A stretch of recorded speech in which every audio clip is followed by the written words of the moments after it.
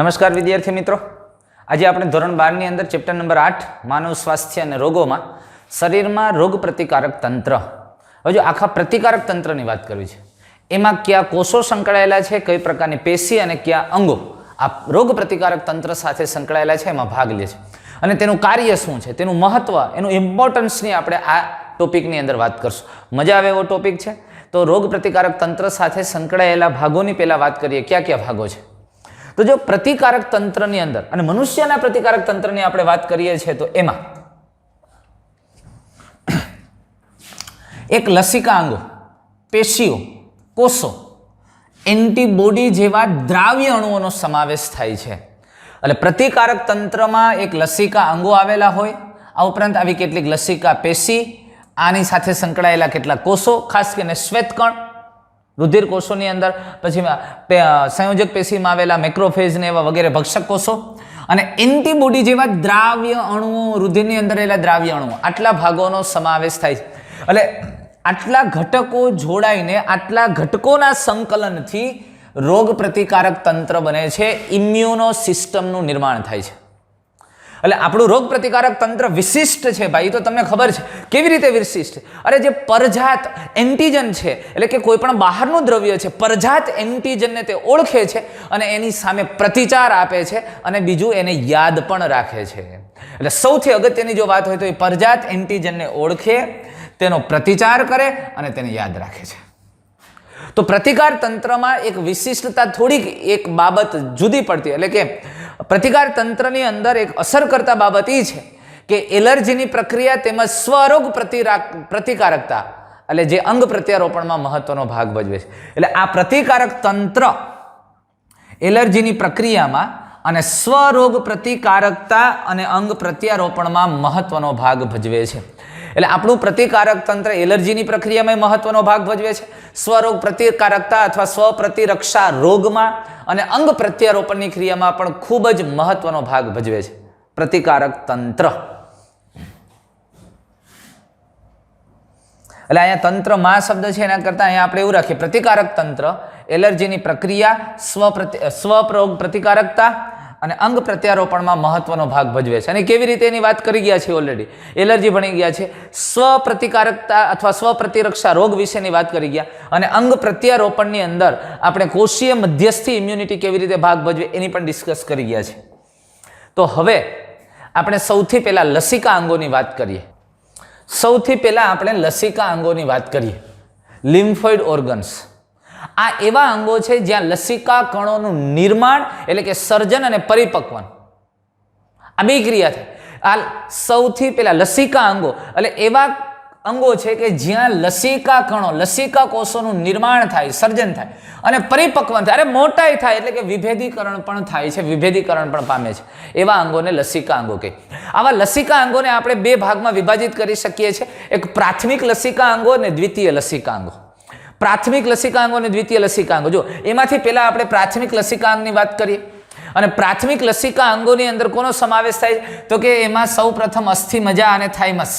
જો અસ્થિ મજા અને થાઇમસ ગ્રંથિ એ પ્રાથમિક લસિકા અંગો છે, જ્યાં અપરિપક્વ લસિકા કણો એન્ટીજન સંવેદી લસિકા કણોમાં વિભેદિત થાય છે. વાતને સમજો. અસ્થિ મજા અને થાઇમસ આ બે પ્રાથમિક લસિકા અંગો છે. અને અહીંયા તમે એક વસ્તુ સમજી લેજો, અસ્થિ મજા તો એવો ભાગ છે, એવું પ્રાથમિક લસિકા અંગ છે, મુખ્ય લસિકા અંગ છે કે લસિકા કોષોનું નિર્માણ અસ્થિ મજામાં થાય. એમાંથી કેટલાક લસિકા કોષો અસ્થિ મજામાં જ વિભેદીકરણ પામે છે. અરે અસ્થિ મજામાં જ બાહ્ય અથવા પરજાત દ્રવ્યને ઓળખવાની ક્ષમતા કેળવે છે, વિભેદન પામે, પરિપક્વ લસિકા કણમાં વિભેદન પામે છે. એન્ટીજન સંવેદી લસિકા કોષ. એટલે આ પ્રાથમિક લસિકા અંગો એવા છે કે જ્યાં જે અંગોની અંદર એ લસિકા કોષ એન્ટીજન સંવેદી લસિકા કોષમાં વિભેદિત. અરે યાર, એને ટ્રેનિંગ આપવામાં આવે અંગોમાં. પેલા એ જે લસિકા કોષોનું નિર્માણ થાય, પછી વિભેદીકરણ થાય, એટલે પરિપક્વ થાય ત્યારે એને ટ્રેનિંગ હોય, યાર બહારનું દ્રવ્ય છે, પરજાત દ્રવ્ય છે, એને ઓળખી લ્યો, એને આઈડેન્ટિફાઈ કરી દો. એટલે એવા કોષમાં એ વિભેદિત થાય છે. અને એ કેવા કોષ બને? એન્ટીજન સંવેદી લસિકા કોષ. એટલે બહારના કોઈ પણ પરજાત દ્રવ્ય સામે એ સંવેદનશીલ બને, એને આવે એટલે તરત ઓળખીને એની પ્રતિક્રિયાઓને, એના પ્રતિચારની ક્રિયાઓને શરૂ કરે છે. આ ધ્યાનમાં રાખજો. એટલે પ્રાથમિક લસિકા અંગો એ કેને કહેશો તમે? તો કે જ્યાં લસિકા કોષોનું નિર્માણ થાય ને વિભેદીકરણ થાય. અને વિભેદીકરણ પામીને સામાન્ય રીતે તમે સમજો અપરિપક્વ લસિકા કણો એન્ટીજન સંવેદી લસિકા કણોમાં વિભેદન પામે. આ મુખ્ય લાક્ષણિકતા છે, એને પ્રાથમિક લસિકાંગો કહેશે. અરે લસિકા કોષને શીખવાડે, જોજો ઓલું કોઈ બહાર ન હોય તો એમને આવવા ન દેવું, દરવાજો બંધ જ રાખો, અને આવી ગયો હોય તો હટાહટી બોલાવી દે ને ખેંચી લેવાનું, આવું શીખવાડવાનું. ઇન શોર્ટ કહેવાનો મતલબ એવો છે કે એવા લસિકા કણોમાં એ વિભેદન પામે છે કે કોઈ પણ પરજાત દ્રવ્ય પ્રત્યે સંવેદનશીલ બને. એટલે બહારના કણના સંપર્કમાં આવતા એ સક્રિય થઈ જાય, એક્ટિવ થઈ જાય, અને એના પ્રતિચાર માટેની ક્રિયાઓને એ સ્ટાર્ટ કરે છે, શરૂ કરે છે. સમજો એટલે વાત બહુ અગત્યની વસ્તુ છે. લસિકા અંગો બે પ્રકારના છે, પ્રાથમિક લસિકા અંગો અને દ્વિતીય લસિકા અંગો. પ્રાથમિક લસિકા અંગોમાં ફરી પાછા બે પ્રકાર પાડી શકીએ આપણે, અથવા બે પ્રકારના અંગો આવે છે, અસ્થિમજ્જા અને થાઇમસ. પણ પ્રાથમિક લસિકા અંગો તમે એને કહેશો કે જ્યાં અપરિપક્વ લસિકા કણો એન્ટીજન સંવેદી લસિકા કણોમાં વિભેદન પામે છે. આટલી વાત મગજમારી. હવે દ્વિતીય લસિકાંગો કેને કહેશો? તો જોજો, હવે દ્વિતીય લસિકાંગો બહુ મહત્વની વાત કરી છે. પ્રાથમિક લસિકાંગો તમે કોને કીધું? કે જ્યાં લસિકા કણો અપરિપક્વ લસિકા કોષો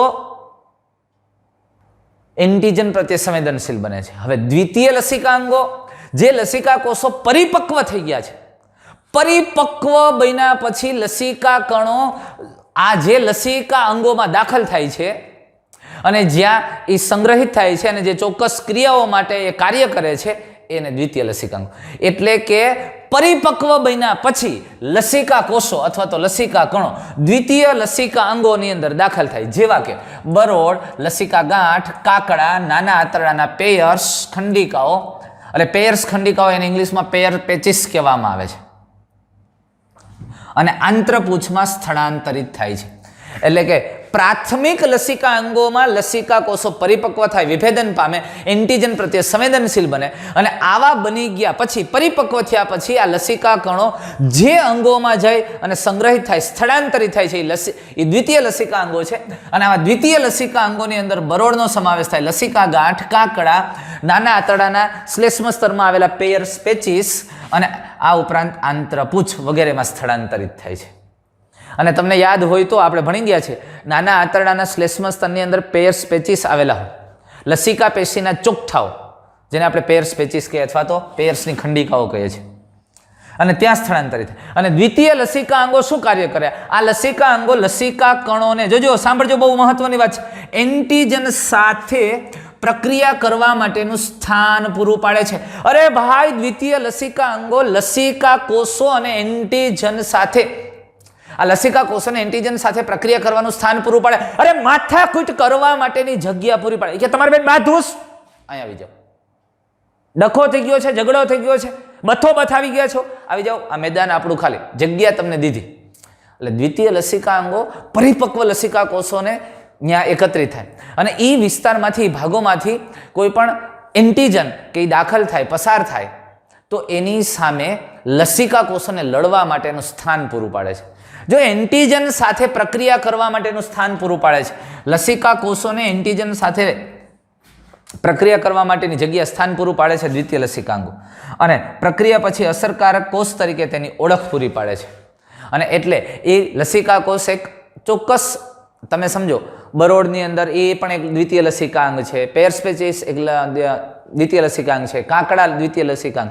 ત્યાં લસિકા કોષો સંગ્રહિત છે અને એ ભાગની અંદર કોઈ ઇન્ફેક્શન લાગ્યું, કોઈ ચેપ લાગ્યો અથવા તો એવી ખબર પડી, એટલે લસિકા કોષો એન્ટીજન સાથે પ્રક્રિયા કરી અને દૂર કરવાનો પ્રયત્ન કરે છે અને એક ચોક્કસ અસરકારક તરીકે જે તે વિસ્તારના કોષ તરીકે તેની ઓળખ પૂરી પાડે છે. આ પ્રકારે દ્વિતીય લસિકા અંગનું કાર્ય છે. તો આવા દ્વિતીય લસિકા અંગો અથવા તો લસિકા અંગો છે માનવ દેહની અંદર જુદા જુદા સ્થાનોએ આવેલા છે, વિવિધ ભાગોમાં આવેલા છે. તો આપણે દરેક લસિકા અંગની એક પછી એક વિશિષ્ટ વાત કરતા જઈએ. સૌથી પહેલા અસ્થિમજ્જાની આપણે વાત કરીએ. અને અસ્થિમજ્જા એ મુખ્ય લસિકા અંગ છે જેમાં લસિકા કણો, લસિકા કોષો સહિત બધા રુધિર કોષો સર્જાય છે. એટલે લસિકા કણો કયો અથવા તો લસિકા કોષ, આ સહિતના બધા જ રુધિર કોષોનું નિર્માણ અસ્થિમજ્જામાં થાય છે. શ્વેતકણ, ત્રાકકણ અને રક્તકણ, આ બધા જ પ્રકારના રુધિર કોષો અસ્થિમજ્જામાં સર્જાય. અને લસિકા કોષ એ શ્વેતકણનો જ એક પ્રકાર છે. એટલે આ મુખ્ય લસિકા અંગ છે અસ્થિમજ્જા, અને જેમાં લસિકા કણો અથવા તો લસિકા કોષો સહિત બધા જ રુધિર કોષોનું નિર્માણ થાય છે. થાઇમસ. થાઇમસ એ ખંડમય ગ્રંથિ છે અથવા તો ખંડમય અંગ છે, જે હૃદયની નજીક છાતીના અસ્થિની નીચે આવેલું, ઉરોસ્થિની નીચે આવેલું છે અને હૃદયની નજીક જે ખાસ કરીને ધમની કમાન છે એ ભાગે આવેલ છે. થાઇમસ ગ્રંથિનું કદ જન્મ સમયે મોટું હોય તમને ખબર છે, પરંતુ ઉંમર વધવાની સાથે થાઇમસ ગ્રંથિ છે એ નાની થતી જાય છે અને કિશોરાવસ્થાએ તે ખૂબ નાના કદની બને છે અને પુખ્ત ઉંમરે ખૂબ નાની મગના દાણા જેવડી થઈ જાય છે.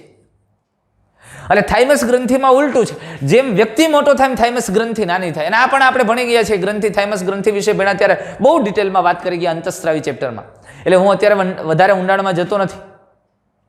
તો આમ થાઇમસ અને અસ્થિમજ્જા બંને ટી લસિકા કોષોને પરિપક્વ થવા સૂક્ષ્મ પર્યાવરણ પૂરું પાડે છે. જો કોઈ પણ લસિકા કોષ બને છે અસ્થિમજ્જામાં, પણ અસ્થિમજ્જાની અંદર માનો કે આ અસ્થિમજ્જાનો ભાગ છે, બોન મેરોનો ભાગ છે, અહીંયા આમાં આ બન્યા શ્વેતકણ બન્યા, લસિકા કણ પણ એમાં બન્યા. આમાંથી કેટલાક લસિકા કણો અસ્થિમજ્જામાં વિભેદીકરણ પામે છે, કેટલાક લસિકા કણો અસ્થિમજ્જામાં જ વિભેદન પામીને અહીંયા જ પરિપક્વ થાય છે. એને આપણે કહીશું બી લસિકા કોષો. બી લસિકા કોષ. પણ કેટલાક લસિકા કોષો, આમાંથી કેટલાક લસિકા કોષો એવા છે કે અપરિપક્વ અવસ્થામાં થાઇમસમાં જાય અને થાઇમસમાં જઈ અને વિભેદન પામે છે, અને થાઇમસમાં જઈને વિભેદન પામે એને આપણે ટી લસિકા કોષો કહીએ છીએ. એટલે અસ્થિમજ્જા અને થાઇમસ આ બે ભાગો એવા છે કે લસિકા કોષને પરિપક્વ થવા માટેનું એક સૂક્ષ્મ પર્યાવરણ પૂરું પાડે છે. અને જે લસિકા કોષો થાઇમસમાં પરિપક્વ થાય, થાઇમસના ટી ઉપરથી ટી લસિકા કોષો, અને જે લસિકા કોષો બોન મેરોમાં જ પરિપક્વ થાય એને બી લસિકા કોષો આપણે કહીએ છીએ. સમજમાં આવ્યું? તો આમ બંને એટલે કે થાઇમસ અને અસ્થિમજ્જા એટલે કે બંને પ્રાથમિક અંગો ટી લસિકા કોષોને પરિપક્વ થવા માટેનું સૂક્ષ્મ પર્યાવરણ, અને એટલે તો એને પ્રાથમિક લસિકા અંગો કીધા, એ આપણે પહેલા જ વાત કરી ગયા. હવે દ્વિતીય લસિકા અંગની વધારે ડિટેલમાં બરોળની વાત કરીએ છીએ આપણે. બરોળ એ વટાણાના મોટા દાણા જેવડું અંગ છે, મેં તમને કીધું એ પ્રમાણે એ જઠરની નીચેના ભાગમાં આવેલું છે અને મુખ્યત્વે લસિકા કણો, જોજો મુખ્યત્વે લસિકા કણો અને ભક્ષક કોષો ધરાવે છે. બરોળ એ મુખ્યત્વે લસિકા કોષો અને ભક્ષક કોષો ધરાવે છે અને રુધિરમાં સર્જાયેલ સૂક્ષ્મ જીવોને જકડી રાખી રુધિરના ગાળણનું કાર્ય કરે છે. આ બરોળ એ રુધિરના ગાળણનું કાર્ય કરે છે. બરોળની અંદર તમે જુઓ તો સામાન્ય રીતે એમાં વ્હાઇટ પલ્પ ને રેડ પલ્પ ને એવું આવેલું હોય છે, અને બરોળ ઇરિથ્રોસાઇટ્સનું મોટું સંગ્રહ સ્થાન છે, રક્તકણોનું સંગ્રહ સ્થાન છે, અને બ્લડ બેંક કહેવામાં આવે છે. બરોળને બ્લડ બેંક કહેવામાં આવે છે. હા, એક વસ્તુ એ કહી દો કે સામાન્ય રીતે નાશ અથવા તો મૃત રક્તકણોનું વિઘટનથી અને પછીના ભાગને દૂર કરવાનું કામ પણ બરોળ. અરે રક્તકણનું કબ્રસ્તાન પણ કહેવાય. રક્તકણનું આયુષ્ય 120 દિવસનું છે અને એનું આયુષ્ય પૂરું થયા પછી આ રક્તકણ છે એ વિઘટિત રક્તકણને યોગ્ય સ્થાને પહોંચાડવું અને એમાંથી પછી હિમોગ્લોબિન સુધી યોગ્ય ભાગ છે એને યકૃતમાં લઈ જવાની, યકૃતમાંથી પછી ઇરિથ્રોપોએસિસની પ્રક્રિયા સાથે સાંકળવાની ક્રિયા. પણ મૃત રક્તકણો છે એ પહેલાં એકત્રિત બરોળમાં થશે, એટલે રક્તકણનું કબ્રસ્તાને કહેવાય અને રક્તકણનું સંગ્રહ સ્થાને કહેવામાં આવે. ઇરિથ્રોસાઇટ્સનું સંગ્રહ સ્થાન એમાં સંગ્રહિત હોય છે, એટલે એને બ્લડ બેંક પણ કહેવામાં આવે છે. પણ કામ શું કરે છે તમે સમજો. રુધિરમાં સર્જાયેલ સૂક્ષ્મ જીવોને જકડી રાખી રુધિરનું ગાળણ કરે છે. રુધિરની અંદર કોઈ સૂક્ષ્મ જીવો છે તો બરોળમાંથી જ્યારે એ રુધિર પસાર થાય છે ત્યારે એવા સૂક્ષ્મ જીવોને જકડી રાખે છે, એને પસાર નથી થવા દેતા. એટલે રુધિર જેટલું બરોળમાંથી પસાર થાય એટલા સૂક્ષ્મ જીવોને ઓછા કરવાનું, ગાળણમાં કરવાનું કામ કરે છે. અને બરોળની અંદર પુષ્કળ પ્રમાણમાં ભક્ષક કોષો અને લસિકા કોષો આવેલા છે, અને જેની મદદથી આવા જીવાણુને જકડી રાખી અને એને દૂર કરવાનું કામ કરે છે.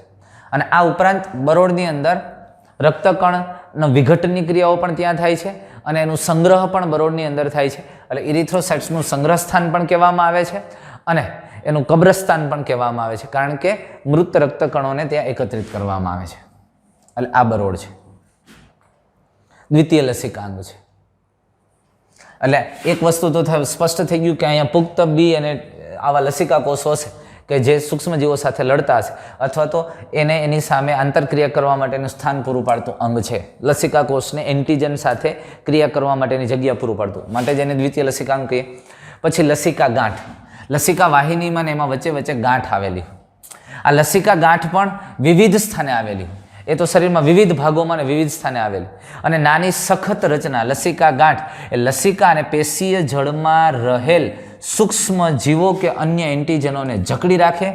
લસિકા ગાંઠમાં પકડાયેલ એન્ટીજન ત્યાં રહેલા લિમ્ફોસાઇટને સક્રિય કરે, એટલે લસિકા ગાંઠમાં રહેલા લસિકા કોષને તે સક્રિય કરે છે અને આ લિમ્ફોસાઇટ પ્રતિકારક પ્રતિચાર આપે છે. હવે હું તમને એક સિમ્પલ વાત કરું. અહીંથી આ લસિકા વાહિનીઓ છે, આ લસિકા વાહિકાઓ છે અને આવી લસિકા વાહિકાઓ ભેગી થઈ અને લસિકા વાહિની બને અને આ લસિકા વાહિનીમાં વચ્ચે વચ્ચે આવી લસિકા ગાંઠ. હવે અહીંયા જે પ્રવાહી આવે છે એ કોષોની વચ્ચે આવેલું આંતરકોષીય પ્રવાહી છે. આ આંતરકોષીય આ આંતરકોષીય પ્રવાહી છે એ આમાં જાય. એટલે હવે અહીંયા એવું એ પ્રવાહી જોજો, અહીંયા સુધી કેવું હતું આંતરકોષીય પ્રવાહી, અથવા તો આને પેશીય જળ કેવો. પણ એ પેશીય જળ જ્યારે આ લસિકા વાહિકામાં દાખલ થઈ જાય એટલે એ જ પેશીય જળ હવે શું કહેવાય? લસિકા. આવું આપણે ભણી ગયા છીએ, તમને યાદ હોય તો. હવે આ કોષોની વસ્તીમાંથી આવતું પ્રવાહી, ત્યાં કોઈ કોષોમાં ચેપ લાગ્યું, ઇન્ફેક્શન લાગ્યું અને માનો કે અહીંયા કોઈ બેક્ટેરિયા છે, આમાં કોઈ વાયરસ જેવા ઘટકો છે, તો એ ઘટકો આ પેશીય જળમાંથી લસિકામાં આવે. આ જ્યારે પ્રવાહી છે એ પસાર થતું થતું આ લસિકા ગાંઠમાંથી વહન પામે આમ, ત્યારે આ પેશીય જળ અથવા તો હવે આ લસિકા તરીકે ઓળખાય. એ લસિકાની અંદર જો કોઈ વાયરસ અથવા બેક્ટેરિયા હોય, અરે એને આ લસિકા ગાંઠમાંથી પસાર થવાનું, અહીંયા લસિકા કોષો છે જ, પ્રવાહી જેવું પસાર થાય ને એમાં આવા કોઈ એન્ટીજન હોય તો એન્ટીજનને ઓળખી લે છે એમાં રહેલા લસિકા કોષો, એને રોકે ભાઈ ક્યાં? અરે આ ચેકપોસ્ટ છે, ચેકપોસ્ટ. લસિકા ગાંઠ એ ચેકપોસ્ટનું કામ કરે છે. ઇન્સ્પેક્ટર સાહેબ આવીને સીધું પૂછે, ભાઈ કોણ છે ગાડીમાં? શું છે? હલો, ક્યાં જવાનું? સમજાઈશ?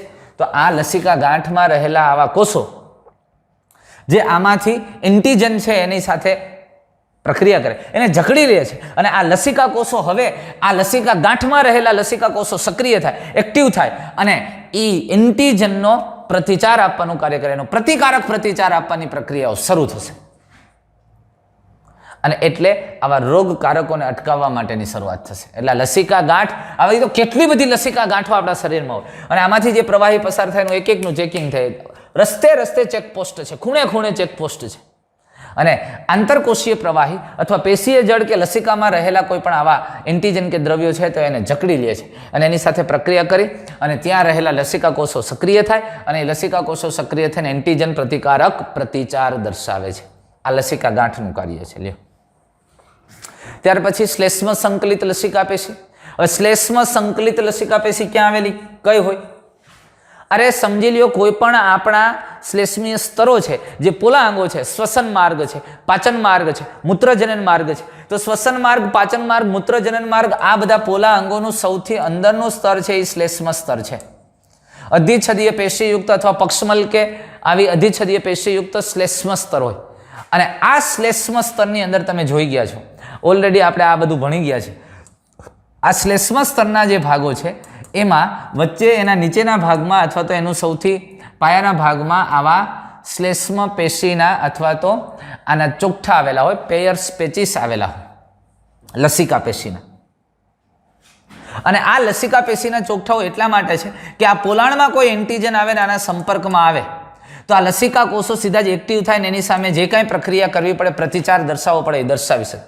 એટલે એને પેયર્સ પેચીસ અથવા તો લસિકા પેશીના ચોકઠાઓ કહેવામાં આવે. પણ જે આપણા શ્વસન માર્ગ, પાચન માર્ગ, મૂત્રજનન માર્ગના અસ્તર એટલે સૌથી અંદરનું સ્તર, આ અગત્યના માર્ગના અસ્તરમાં, અંદરના સ્તરમાં એની જે લાઇનિંગ છે ત્યાં આવેલા હોય અને એ શ્લેષ્મ સ્તર સાથે સંકળાયેલા છે અને એટલે આ લસિકા પેશીને શ્લેષ્મ સંકલિત લસિકા પેશી કહેવાય.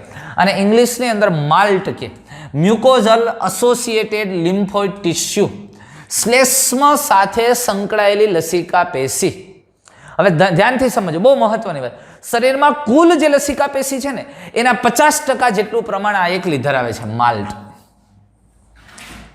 એટલે હવે જોજો, મેં તમને ત્યારે કીધું હતું કે રોગકારકો આપણા શરીરમાં સીધી રીતે દાખલ ન થઈ શકે કારણ કે શરીરની ફરતે અભેદ્ય કિલો છે ત્વચાનો, ચામડીનો. પણ રોગકારકોને પ્રવેશવા માટેનો માર્ગ કયો? કાં તો ચામડી તૂટે તો એના માટેની વ્યવસ્થા કરી. જેવી ચામડી તૂટે એટલે તરત જ ભક્ષક કોષો એકત્રિત થઈ જાય, સોજો આવી જાય વગેરે જેવી ક્રિયાઓ, સેરેટોનિન, હિસ્ટેમિન જેવા સ્ત્રાવ. પણ આપણા ઓપનિંગ્સ ત્યારે પણ કીધું હતું, આંખ છે, મુખ છે, કાન છે, મૂત્રદ્વાર છે, મળદ્વાર છે, આ ઓપનિંગ્સ છે, ત્યાંથી રોગકારકો દાખલ થઈ શકે. પણ ત્યાં શ્લેષ્મ પટલ આવેલું, અને આ શ્લેષ્મ પટલ એક તો ચીકણો સ્ત્રાવ કરે એટલે નથી આવી શકતું, અને છતાંય ત્યાંથી આવે તો એ શ્લેષ્મ સ્તરમાં વચ્ચે એ શ્લેષ્મ સ્તરના બેઝમાં લસિકા પેશીઓ આવેલી છે, અને શ્લેષ્મીય સિક્રેશનની સાથે સાથે એમાં લસિકા કોષો પણ છે, અને આ લસિકા કોષો એન્ટીજન કે પારજાત દ્રવ્યના સંપર્કમાં આવતા એનો પ્રતિચારની પ્રક્રિયાઓ સ્ટાર્ટ કરે છે, શરૂ કરે છે. અને એટલે શ્લેષ્મ સ્તર સાથે સંકળાયેલી લસિકા પેશીને શ્લેષ્મ સંકલિત લસિકા પેશી કહેવાય. મ્યુકોઝલ એસોસિએટ લિમ્ફોઇડ ટિશ્યુ, અને કુલ લસિકા પેશીના 50% જેટલું પ્રમાણ શરીરની અંદર આ પેશીનું હશે, માલ્ટનું હશે. અત્યાર સુધીની આપણે જે વાત કરી એ આપણું પ્રતિકારક તંત્રની વાત હતી. આપણું જે પ્રતિકારક તંત્ર છે, પ્રતિકારક તંત્ર એમાં કયા ભાગો છે? લસિકા અંગો છે, એમાં કયા કોષો સંકળાયેલા છે? કઈ પેશી? લસિકા અંગો, લસિકા પેશી, કોષો અને દ્રાવ્ય એન્ટીબોડી. એન્ટીબોડી વિશે ખૂબ સારી વાત કરી ગયા હતા આપણે. એટલે આપણે એના અંગો વિશે વાત કરીએ તો બે પ્રકારના લસિકાંગો થયા, પ્રાથમિક લસિકાંગો અને દ્વિતીય લસિકાંગો. પ્રાથમિક લસિકાંગોની અંદર થાઇમસ અને અસ્થિમજ્જાની વાત છે, પણ પ્રાથમિક લસિકાંગો તમે કોને કહેશો? પણ એ સૌથી પહેલા તો લસિકાંગો કોને કહેશો? તો કે જે લસિકા કણોનું નિર્માણ અને પરિપક્વન બે સાથે સંકળાયેલું. હવે એમાંથી પ્રાથમિક લસિકાંગો, અરે જ્યાં લસિકા કોષો પરિપક્વ થાય અંગને પ્રાથમિક લસિકાંગો કહેવાય. તો દ્વિતીય લસિકાંગો કોને કહેશો? અરે દ્વિતીય લસિકાંગોમાં પરિપક્વ થયેલા લસિકા કોષો જે ભાગમાં રોકાય અને ત્યાં એન્ટીજન સામે પ્રતિક્રિયા કરવા માટેનું સ્થાન પૂરું પાડે છે, તે દ્વિતીય લસિકાંગો છે. બરોડ છે, કાકડા છે, પેર્સ પેચીસ છે, લસિકા ગાંઠો છે, આ બધા દ્વિતીય લસિકા અંગો છે. અને આ દરેકની આપણે વાત કરી, દરેકનો શું રોલ છે આ દ્વિતીય લસિકાંગોની, એની વાત કરી. અને આ પ્રકારે આપણું આખું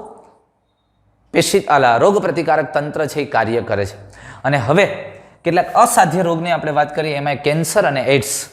તો સૌથી પહેલા આપણે એડ્સની વાત કરીએ. જુઓ, એડ્સ ખરેખર વાત બહુ અગત્યની છે. એડ્સ પર્ટિક્યુલર રોગ છે ભાઈ? નહીં. અરે એડ્સ તો એક સિન્ડ્રોમ છે, સમૂહ છે. અરે લક્ષણોનો સમૂહ છે, સિન્ડ્રોમ છે. જો આખું નામ જુઓ, AIDS acquired immunodeficiency syndrome. અરે યાર, એક્વાયર્ડ ઇમ્યુનો ગુજરાતી કરો, ઉપાર્જિત પ્રતિકારકતા. ઉપાર્જિત પ્રતિકારકતા, અરે ઉપાર્જિત ડેફિશિયન્સી તમને ખબર હોય, ઉણપ, ખામી. અરે ઉપાર્જિત પ્રતિકારકતાની ખામી દર્શાવતું લક્ષણનો સમૂહ એટલે સિન્ડ્રોમ. તો ખરેખર એડ્સ શું છે? અરે એડ્સ એટલે કોઈ પર્ટિક્યુલર તમે રોગ એમ નહીં કહી શકશો, પણ એડ્સથી ગમે તે રોગ થાય, અરે આપણી ઉપાર્જિત પ્રતિકારકતાને ખતમ કરી નાખે છે. એટલે એને એવું નામ આપ્યું છે એક્વાયર્ડ ઇમ્યુનો ડેફિશિયન્સી સિન્ડ્રોમ છે. આપણી ઉપાર્જિત પ્રતિકારકતા જે આપણે વિકસાવી છે એને પૂરી કરી નાખે છે, એને ખતમ કરી નાખે. કારણ કે આપણી ઉપાર્જિત પ્રતિકારકતા કોને લઈને છે? એ લસિકા કોષોને લઈને. અને એમાંય ખાસ કરીને મદદ કરતા ટી કોષો છે એ મહત્વનો ભાગ ભજવે છે. કારણ કે બી લસિકા કોષો કે ટી લસિકા કોષોને સક્રિય કોણ કરશે? મદદ કરતા ટી કોષો. અને આ એડ્સ એ જે પ્રતિકારકતા ડેવલપ થઈ છે એને પૂરી કરી નાખે, ખતમ કરી નાખે. આપણી ઉપાર્જિત પ્રતિકારકતા આપણને ક્યાં મદદરૂપ થાય? ભાઈ કોઈ પણ એક રોગકારક પહેલા પ્રવેશ્યો હતો ત્યારે આપણું ઉપાર્જિત પ્રતિકારક તંત્ર એની સામે સક્રિય થાય, એને ઓળખે. કદાચ પહેલી વખત રોગ થઈ જાય પણ આપણું પ્રતિકારક તંત્ર અને ઉપાર્જિત પ્રતિકારક તંત્ર એની સામે સક્રિય થાય અને એકદમ અને મેમોરાઇઝ સેલ ડેવલપ થઈ જાય, મેમોરી ટી સેલ અને બી સેલ ડેવલપ થઈ જાય, સક્રિય થાય અને પછી એને કાયમી યાદ રાખી લે એ એન્ટીજનને. હવે એ જ એન્ટીજન બીજી વાર આવે એટલે આપણું પ્રતિકારક તંત્ર એની સામે લડવા સજ્જ હોય અને સીધું એની સામે ફાઇટ કરે અને બીજી વખત રોગ થતો નથી. પણ એડ્સ શું કરે? એડ્સ થાય તો શું થાય? આ આપણું પ્રતિકારક તંત્ર એની સામે બીજી વખત આવું સક્રિય થાય જ નહીં. કારણ કે આપણા મદદ કરતા અથવા તો આવા જે ટી કોષો હતા એને જ ઓછા કરી નાખે, એની સંખ્યા જ ઘટાડી નાખે છે, એનો નાશ કરી નાખે. ખબર જ નથી પડતું કોણ આવી ગયું ને કોણ હરી કરીને વહી ગયું. ઓલું તો કોક બહારનું દ્રવ્ય આવે ને આપણું પ્રતિકારક તંત્ર આંખ કાઢે, બહાર રહેવા દેજે. આમાં તો ઓલું બહાર આવીને એક બે ખેંચી લે તો તમે કોણ એમ કરે. લ્યો બોલો. એને ઉપાર્જિત પ્રતિકારક તંત્રની નિષ્ક્રિયતા શું કરવાને ખબર? કે એના જે મૂળ કેટલાક કોષો હતા ઉપાર્જિત પ્રતિકારક તંત્રને સક્રિય કરતા, એ કોષોની સંખ્યા ઘટાડી નાખે છે આ વાયરસ. અને એટલે એ વાયરસથી આવા કેટલાક લક્ષણોનો સમૂહ જનરેટ થાય છે. કોઈ પણ રોગ થઈ શકે છે. અરે આખી ઉપાર્જિત પ્રતિકારકતા જ નાશ પામે છે. અને એટલે રોગ ગમે એ થાય, કારણ કે એને કોઈ પણ રોગકારકની સામે લડવા વાળું, એની ના પાડવા વાળું તંત્ર જ નથી. ગમે એ આવીને હળી કરી જાય. અરે હળેલ જેવું આવીને હળી કરી જાય. સમજાય છે? અને ઓલું તો પ્રતિકારક તંત્ર એની સામે લડતું હતું. એટલે એક્વાયર્ડ ઇમ્યુનો ડેફિશિયન્સી સિન્ડ્રોમ છે. એટલે આનો અર્થ એવો થાય છે કે પ્રતિકારક તંત્રની ઉણપથી થતો રોગ છે અને જે વ્યક્તિના જીવનકાળ દરમિયાન ઉપાર્જિત થાય છે. કયું? આ ઉપાર્જિત પ્રતિકારક તંત્ર અથવા તો આ પ્રતિકારક તંત્ર. અને જે દર્શાવે છે કે જન્મજાત રોગ નથી, એટલે એડ્સ જન્મજાત નથી, કારણ કે ઉપાર્જિત પ્રતિકારકતા એ તો ઓલરેડી વિકસાવવામાં આવે છે જન્મ પછી, જન્મતાની સાથે વારસામાં નથી મળતી, અને એની ખામી છે. એ પ્રકારના રોગને એડ્સ કહી છે. તો એડ્સ જન્મજાત નથી, પણ સિન્ડ્રોમ છે, અને સિન્ડ્રોમ એટલે લક્ષણોનો સમૂહ છે. અને આ રોગ સૌ પ્રથમ 1981ની અંદર ભારતમાં નોંધાયો હતો અને છેલ્લા 25 વર્ષની અંદર લગભગ આખા વિશ્વમાં ફેલાયો અને તેનાથી 25 મિલિયનથી પણ વધુ લોકો મૃત્યુ પામ્યા છે. 25 મિલિયનથી પણ વધારે એડ્સને કારણે લોકોનું મૃત્યુ થયું છે.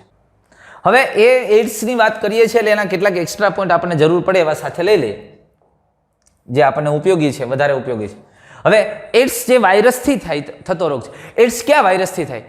એડ્સ એ HIV થી થતો રોગ છે. HIV human immuno deficiency virus HIV થી થાય છે. એડ્સ વાયરસથી થાય છે અને આ વાયરસ મનુષ્યની ઉપાર્જિત પ્રતિકારકતાને ખતમ કરી નાખે છે. તો આ virus human immuno deficiency virus બે પ્રકારના છે, HIV-1 અને HIV-2 ટાઈપ છે. પણ આ વાયરસ કયા સમૂહનું છે? અરે રિટ્રોવાયરસ પ્રકારના વાયરસ છે અને લેન્ટીવાયરસ પ્રજાતિ અથવા તો રિટ્રોવાયરિડી કુળના આ વાયરસ છે. HIV એ રિટ્રોવાયરસ સમૂહનો વાયરસ છે. એના કેન્દ્રસ્થ ભાગની અંદર single stranded RNA, single stranded આરએનએના બે સમાન અણુ હોય, એટલે આરએનએના બે અણુ હોય પણ સિંગલ સ્ટેન્ડર્ડ, એક શૃંખલી આરએનએ, અને ઉત્સેચકો આવેલા હોય. ક્યાં ઉત્સેચકો એની અંદર જોવા મળે? રિવર્સ ટ્રાન્સક્રિપ્ટેજ ઉત્સેચક. એટલે જો આની અંદર આ રિવર્સ ટ્રાન્સક્રિપ્ટેજ ઉત્સેચકનો ઘટક છે. આ ઉપરાંત પ્રોટીએજ ઉત્સેચક આવેલા હોય અને ઇન્ટિગ્રેઝ પ્રકારના ઉત્સેચક. આમ 3 પ્રકારના ઉત્સેચક એની અંદર જોવા મળે છે. એટલે રિટ્રોવાયરસ પ્રકારનો વાયરસ છે આ, અને એમાં માત્ર આરએનએ, એટલે જેનું જનીન દ્રવ્ય આરએનએ હોય એને રિટ્રોવાયરસ કહીએ છીએ આપણે.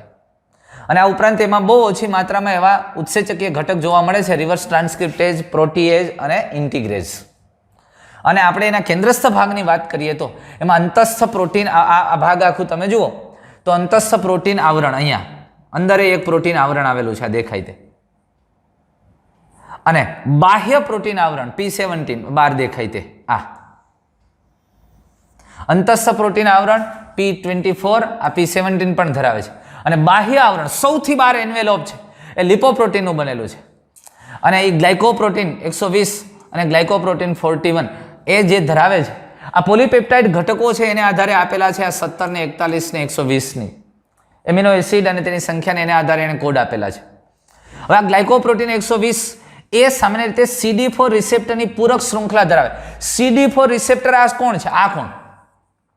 અરે ભાઈ, CD4 રિસેપ્ટર આ વાત છે મદદ કરતા ટી કોષની વાત કરે છે. આ મદદ કરતા ટી કોષના રિસેપ્ટરની પૂરક શૃંખલા ધરાવે છે.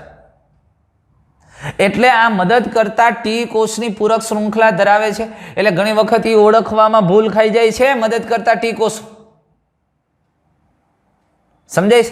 અને આવી શૃંખલા ધરાવે જે મેક્રોફેજ અને સહાયક ટી કોષો પર આવેલ હોય છે. સમજમાં આવે છે?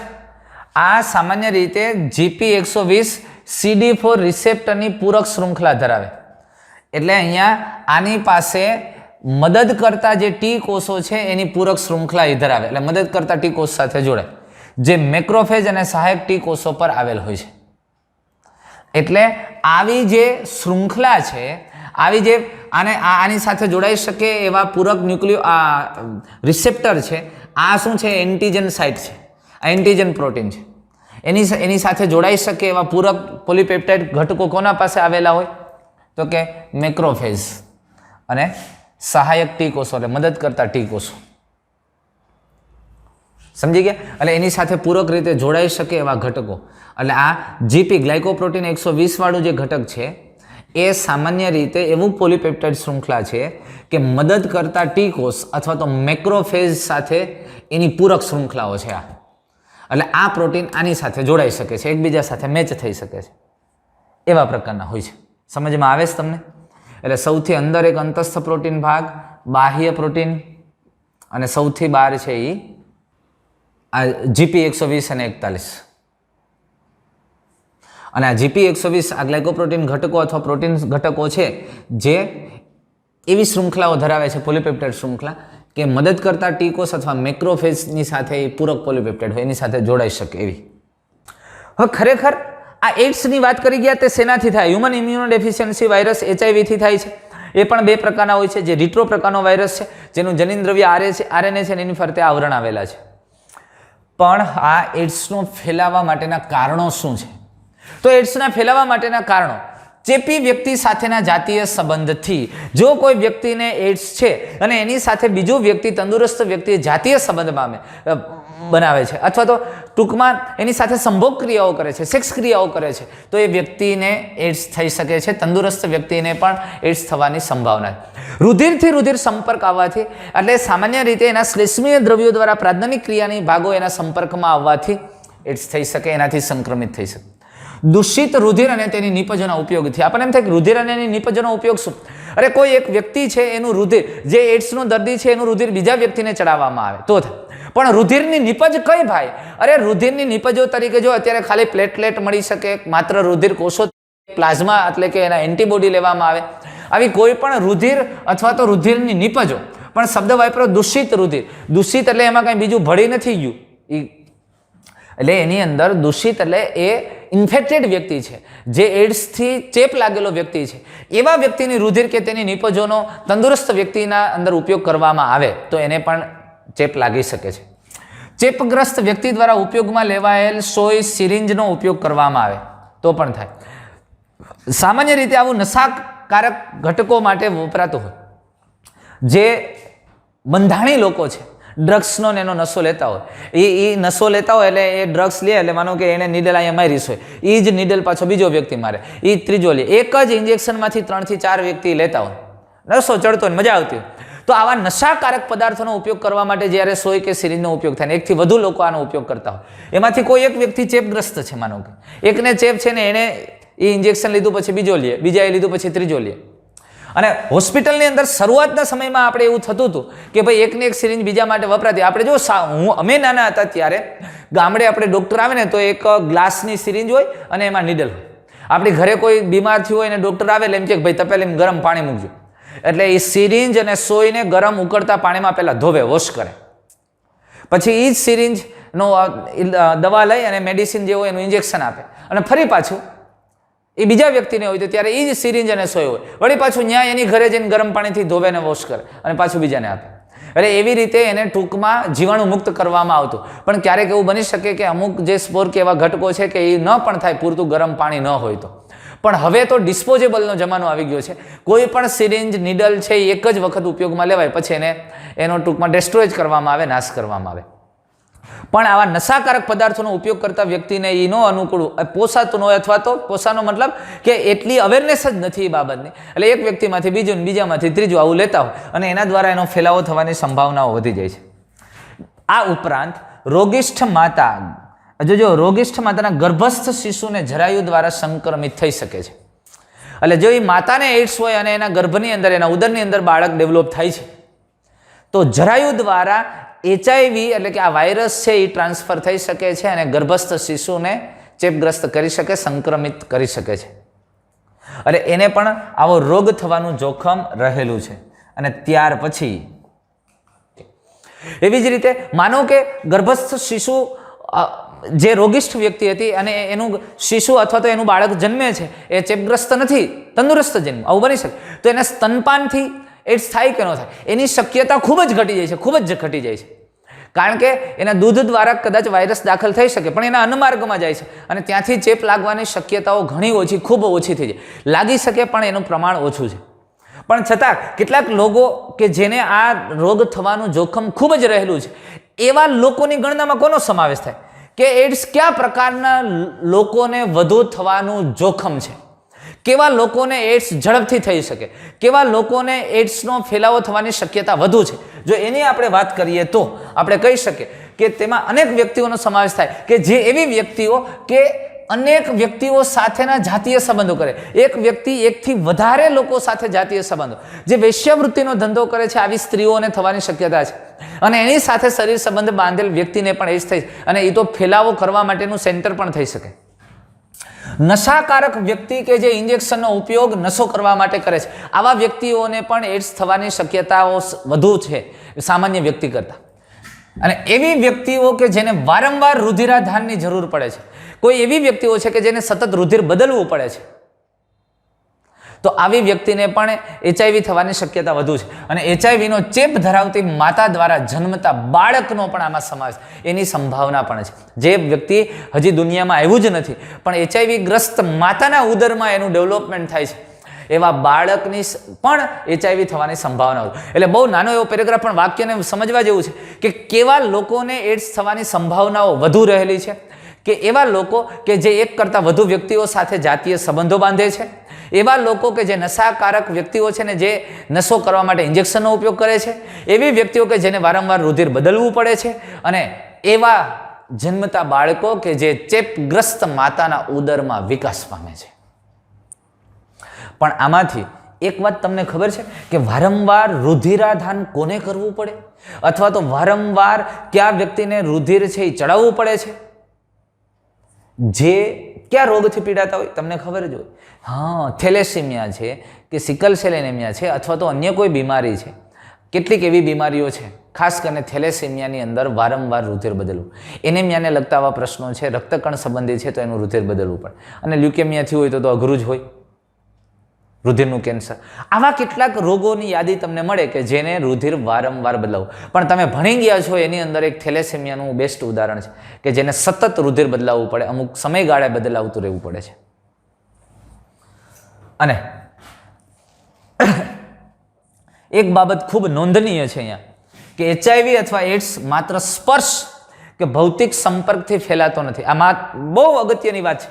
માત્ર સ્પર્શ કે ભૌતિક સંપર્કથી ફેલાતો નથી ભાઈ, તે માત્ર દેહ પ્રવાહી દ્વારા ફેલાય છે. અરે શરીરના પ્રવાહીથી પ્રવાહી સંપર્કમાં આવે, આ પછી રુધિર હોય અથવા તો કોઈ શ્લેષ્મીય ભાગ સીધો સંપર્કમાં આવે છે તો એના દ્વારા ફેલાય છે. દેહ પ્રવાહીથી દેહ પ્રવાહી સંપર્કમાં આવે, અને એટલે સેક્સ્યુઅલી પ્રક્રિયાઓ દ્વારા ફેલાય છે અને એના દ્વારા એનો ફેલાવો થાય છે. પણ એ વ્યક્તિ સાથે હસ્તધનુન કરવાથી, હાથ મિલાવવાથી, એ વ્યક્તિના સંપર્કમાં આવવાથી, અરે HIV ગ્રસ્ત વ્યક્તિના કપડાં પહેરવાથી આ રોગ ફેલાતો નથી. એટલે બહુ અગત્યની વસ્તુ અહીંયા છે. એક મનોવૈજ્ઞાનિક બાબત અને શારીરિક રીતે વ્યક્તિ ઉપર અસર કરે એવી બાબત બહુ સરસ વાત કરી છે આપણને. એટલે એ પણ મહત્વનું છે અહીંયા. શારીરિક તેમજ મનોવૈજ્ઞાનિક સ્વસ્થતા માટે HIV એડ્સ ગ્રસ્ત વ્યક્તિને પરિવાર કે સમાજથી અલગ ન કરવી જોઈએ. આ પણ મહત્વની.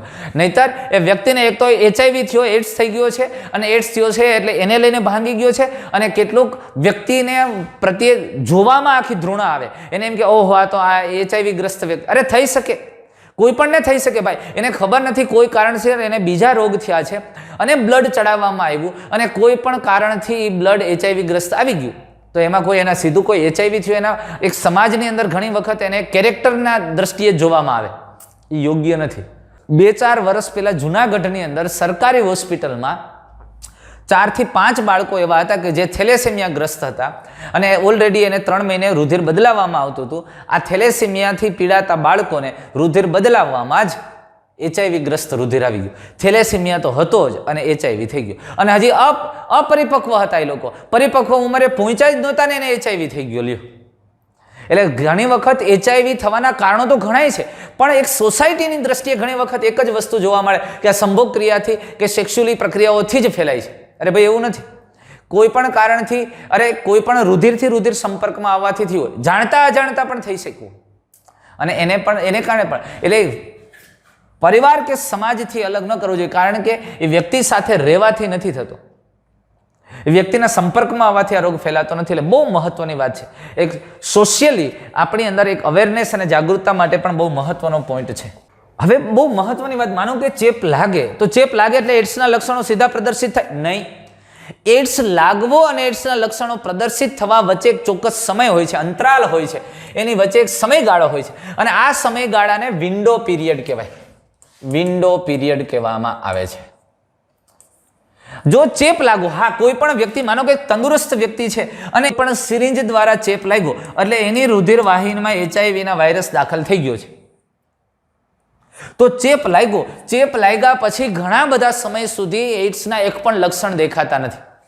આ જે સમયગાળો છે એને વિન્ડો પીરિયડ કહેવામાં આવે. આ અવધિ, આ અંતરાય થોડા મહિનાથી લઈને કેટલાક વર્ષો સુધીનો હોઈ શકે. અરે ચેપ લાગ્યા પછી 5 થી 10 વર્ષ સુધી પણ લક્ષણ ન દેખાય તો વ્યક્તિના, જોજો હવે ચેપ લાગે છે ત્યારે વ્યક્તિના શરીરમાં પ્રવેશ્યા પછી આ વાયરસ મેક્રોફેજ એટલે કે આપણે જે બૃહદ ભક્ષક કોષ કહેતા હતા એમાં પ્રવેશે છે અને પછી એની પ્રક્રિયા શરૂ કરે છે. એટલે ચેપ લાગવો અને લક્ષણો દેખાય એની વચ્ચે સમયગાળો હોય, એ સમયગાળાને, એ અંતરાલને વિન્ડો પીરિયડ કહેવામાં આવે છે. અને હા, એના પછી સીધો એડ્સ ન થાય. એ વિન્ડો પીરિયડ પછી ARC આવે, એડ્સ રિલેટેડ કોમ્પ્લેક્સ. હજુ સંપૂર્ણ એડ્સ નથી. આને આપણે સેકન્ડ સ્ટેપ કહીએ છીએ, સેકન્ડ સ્ટેજ કહીએ છીએ એડ્સનું. એડ્સ રિલેટેડ કોમ્પ્લેક્સ એટલે કેટલાક એડ્સ જેવા લક્ષણો દેખાય. વ્યક્તિને લાંબો સમય સુધી તાવ આવે, ભૂખ ન લાગે, વજનમાં ઘટાડો થાય. સામાન્ય રીતે લસિકા ગાંઠો કે લસિકા ગ્રંથિની અંદર કંઈક સોજો આવે અથવા તો એ ભાગની અંદર થાય, ચામડીમાં કે એના કેન્સરની શરૂઆત થાય, આવું પણ થઈ શકે. પણ હજુ એડ્સ નથી થયું. એડ્સ રિલેટેડ કોમ્પ્લેક્સ છે એટલે આપણે એને બીજું સ્ટેજ કહીએ છીએ, સેકન્ડ સ્ટેજ કહીએ. અને ત્યાર પછી આ જો વિન્ડો પીરિયડ પછી ARC આવે, એડ્સ રિલેટેડ કોમ્પ્લેક્સ, અને એના પછી પૂર્ણ કક્ષાનો એડ્સ આવે. અને પૂર્ણ કક્ષાનો એડ્સ એટલે અહીંયા બધું હવે આ થર્ડ સ્ટેપ હોય. એટલે એડ્સની દરેક એડ્સની અંદર કોઈ પર્ટિક્યુલર લક્ષણ નથી, કોઈ પણ રોગ આવીને હળી કરે. અરે આ એડ્સ થાય એટલે વ્યક્તિને ગમે ત્યારે કોઈ પણ પ્રકારની સમસ્યા થઈ શકે. માનો કે ઝાડા થઈ જાય, પેટમાં દુખાવો થાય, તાવ આવે, શરદી ઉધરસ થઈ જાય, ન્યુમોનિયા થઈ જાય, ગમે એ બાહ્ય એન્ટીજન રોગકારક આટો મારતો જાય ને હળી કરતો જાય. એ ક્યાંય ફાવે એવું, અહીં કોઈ પ્રતિકાર કરવા વાળું જ નથી, ડેલો ખુલ્લો છે, કોઈ નાટ નથી પાડતું. તંદુરસ્ત વ્યક્તિ હોય ને તો કોઈ રોગકારક આવે તો એની સામે લડવા માટે પ્રતિકારક તંત્રના કોષો હોય. અહીંયા તો પ્રતિકારક તંત્રને સામે વડાને હુડાવી દીધા હોય, પાકિસ્તાનનું સૈન્ય ખતમ કરી નાખ્યું, એવું કરી નાખ્યું. એટલે આપણાને આપણા કોષો, પ્રતિકારક તંત્રના જ કોષોને સુવડાવી દીધા છે. કોઈને? આતંકવાદીએ. એટલે પછી કોઈ પણ રોગકારક આવે એ ક્યાંય મોજ જ છે.